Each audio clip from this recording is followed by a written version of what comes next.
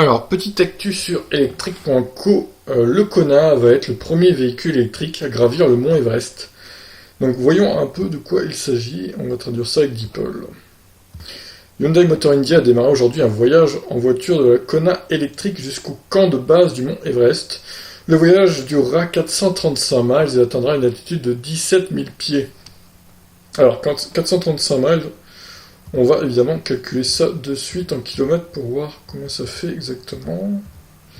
Ça nous donne 700 bornes quand même. Ah oui, il faudra le changer entre deux quand même, hein, parce que là, le Kona EV est la première voiture électrique à atteindre cette hauteur du mont Everest. Mais l'opération se déroule dans un contexte où les ventes de VO sont pratiquement inexistantes sur le quatrième marché automobile mondial qui est l'Inde du coup. Hyundai a lancé le Kona électrique l'été dernier. La promotion du VE s'est faite par le biais d'un message publicitaire destiné millennials indiens. Ouais, c'est millennials, hein, c'est pas un millénaire, traduction DeepL là. Le message publicitaire indique que le Kona électrique offre 280 miles d'autonomie avec une seule charge, mais des sources indiennes rapportent que le Kona électrique de spécification indienne est alimenté par une batterie de 39,2 kWh qui offre beaucoup moins d'autonomie que la batterie 64 kWh vendue aux États-Unis et dans le reste du monde d'ailleurs. Ah bah ils ont que l'offre 39, c'est un peu nul pour l'Inde. Pourquoi ils font ça, Hyundai? Je comprends pas la stratégie là. Hyundai n'a pas fourni de détails sur la façon dont le Kona EV se chargera lors de sa montée. L'alpiniste au nom imprononçable conduit la Kona électrique pendant l'expédition. Depuis les débuts du Kona EV à l'été, Hyundai avait vendu 130 unités selon Bloomberg. Ah! Malheureusement, les ventes aux États-Unis ne sont pas beaucoup plus élevées, environ 100 unités par mois tout au long de 2019. Oh. Ah ouais, c'est même plus, c'est même moins qu'en France, aux États-Unis, alors qu'ils sont beaucoup, beaucoup plus nombreux, quoi. Ouais, ça marche pas du tout aux États-Unis et en Inde, hein. Encore en Corée, ils cartonnent, mais là, il y a un an, Hyundai a engagé 250 millions de dollars pour accroître la production et les ventes de VE en Inde au cours des 3 prochaines années. L'entreprise a déclaré qu'elle soutiendrait l'infrastructure et des voitures électriques dans tout le pays. Des chargeurs de niveau 2 ont été installés chez 15 concessionnaires Hyundai dans 11 villes indiennes. Alors, je sais pas ce que ce site appelle les chargeurs de niveau 2, ça doit être les chargeurs en combo CCS, j'imagine. Niveau 1, ça doit être les chargeurs en 22 kW peut-être. Et niveau 0, les prises, je sais pas du tout.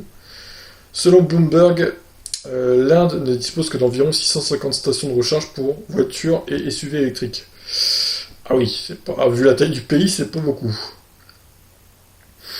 Alors Hyundai a appelé cet événement Émission Impossible, pas mal jeu de mots, et a fait cette déclaration. Le Hyundai Kona a lancé la révolution du véhicule électrique en Inde en introduisant un SUV longue autonomie entièrement électrique. Hyundai garde toujours une longueur d'avance, ce qui signifie de performances inégalées et imperturbables dans des conditions climatiques extrêmes, atteignant le sommet du monde. Hyundai a fait un bond en avant avec ce produit révolutionnaire et a créé un changement perpétuel dans la perception du concept des VE en Inde. L'industrie automobile indienne est en chute libre, en baisse d'environ 35% par rapport à l'an dernier. Le Kona électrique se vend environ 35 000 dollars, alors que l'Indien moyen gagne environ 2 000 dollars par an. Mais oui, d'accord, je comprends qu'il n'y a aucune vente, quoi. Les véhicules à combustion interne les plus vendus au pays se vendent environ 4 000 dollars, et la majorité des voitures se vendent moins de 8 000 dollars. Ah bah oui, mais d'accord, là, c'est clairement pas un marché pour une voiture électrique, hein. Ils gagnent pas assez, en fait, les Indiens. Il y a vraiment que les riches Indiens, des castes, là, qui peuvent se les payer, quoi. Les émissions de dioxyde de carbone en Inde sont relativement faibles par habitant, mais elles augmentent à un rythme plus rapide que dans tout autre grand pays consommateur d'énergie. Le nombre de voitures particulières entièrement électriques vendues en Inde au cours des 5 à 6 dernières années est inférieur à 10 000 unités. Oh là là. En 2017, le ministre des Transports, au nom imprononçable, M. Gadkari, on va dire, a annoncé qu'il souhaitait que l'Inde passe aux voitures 100% électriques d'ici 2030. Le gouvernement dirigé par le BJP a ensuite dilué l'objectif à 30%. Le changement de plan a également déplacé l'accent sur les voitures à 2 et 3 roues, avec des échéances plus immédiates. Le marché indien des véhicules vend environ 3,5 millions de véhicules à 4 roues motrices, mais plus de 21 millions de 2 roues. Ah oui, les motos, clairement, c'est clair, hein, quand on voit des vidéos sur YouTube ou même dans les films, on voit clairement que quand ça se passe en Inde, c'est surtout des motos, quoi.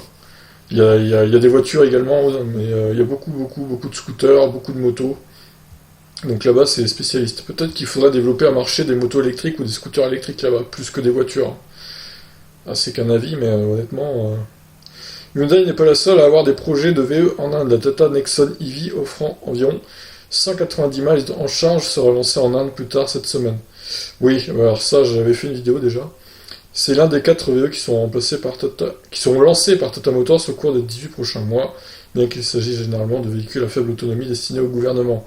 MG Motor India prévoit également de lancer un SUV électrique ce mois-ci. Ah bah c'est le MG qui va sortir en Europe aussi, j'imagine que c'est le même. Quelqu'un doit prendre le leadership et il va se répandre, déclarait Rajiv Chhabra, directeur général de MG Motor. Très bien, bon bah tout ça pour dire qu'un Kona électrique va gravir le mont Everest, c'est beau. Alors là il y a la photo du Kona en question, il est un joli bleu, dommage que ce bleu soit pas vendu en Europe, pour le coup. Parce que là, très belle couleur je trouve. Par contre en plaques elles sont bizarres là-bas. Très très belle couleur, dommage qu'on a... Moi j'aurais pris cette couleur je pense s'il avait été proposé en cette couleur en Europe. Bien que je ne regrette pas le Dark Knight, hein, mais je trouve que c'est un joli bleu. Plus joli que le bleu qu'on a... je sais plus comment il s'appelle d'ailleurs le bleu, mais je préfère ce bleu-là personnellement.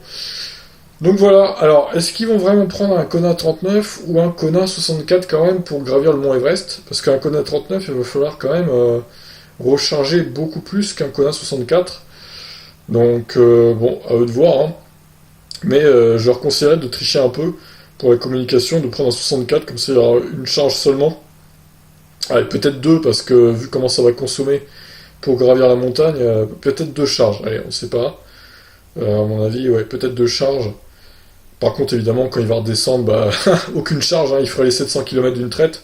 C'est logique, vu qu'il va faire que régénérer de l'énergie. Donc au final, la batterie va se vider, mais très lentement.